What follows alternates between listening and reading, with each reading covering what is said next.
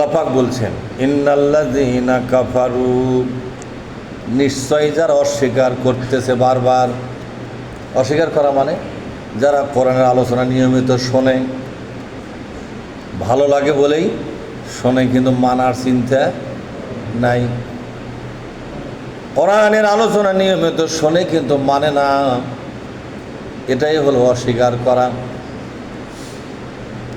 মক্কা মদিনার জনগণ বিশ্বনবী অথবা সাহাবাদের কাছ থেকে কোরআন নিয়মিত শুনত। অল্প কিছু লোক মানত, বেশিরভাগই মানত না। এ শোনার পরে যারা মানে না এদেরকে বলা হয়েছে কাফের। কি বলা হয়েছে? কাফের। আমরা শোনার পরে তো মানবো, কি বলেন আপনারা? আমরা কি কাফের হব না মানে মুসলমান হব? কোরআন শোনার পরে যারা মেনে চলে এরা হলো মুসলমান, আর যারা কোরআন শোনার পরে মানে না তারা হলো কাফের। আল্লাহ পাক বলছেন সাউফা নুসলিহিম নার, কোরআন শুনে শুনে জীবনের সময়গুলো কেটে দিল কিন্তু কোরআনটা মানল না, এদেরকে আমি জাহান্নামের আগুনে জ্বালিয়ে দেব। কোন আগুনে? জোরে বলুন। জাহান্নামের আগুনে জ্বালিয়ে দেব, জাহান্নামে জ্বালাবো। অনেকেই বলে যে কোরআন শোনার অনেক সওয়াব, কিন্তু সেটা মানার জন্য সওয়াব। আপনি কোরআন শুনলে সওয়াব পাবেন, কিন্তু যদি না মানেন সওয়াবটা সিজ করা হবে, মানে সওয়াবই দেওয়া হবে না। কুল্লামা নাদিজাত জুলুদুহুম বাদদালনাহুম জুলুদান গায়রাহা। আল্লাহু আকবার।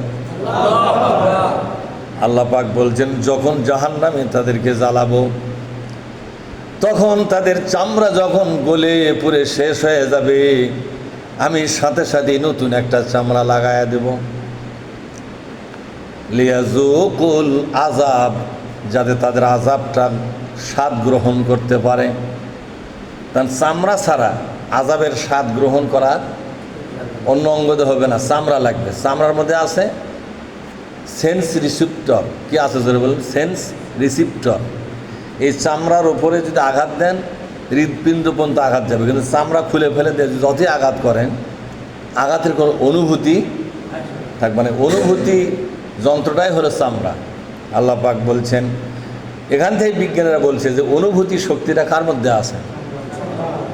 এই তথ্যটা কোরআনে আল্লাহ পাক 1400 বছর আগে দিয়েছেন যে অনুভূতি শক্তিটা কোথায় আছে?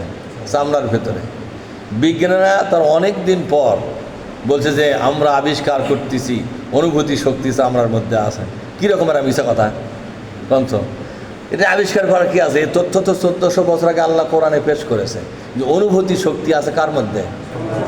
চামড়ার টান দিয়ে আপনি গোস্ত সুই ফুটাবেন, লাগবে না।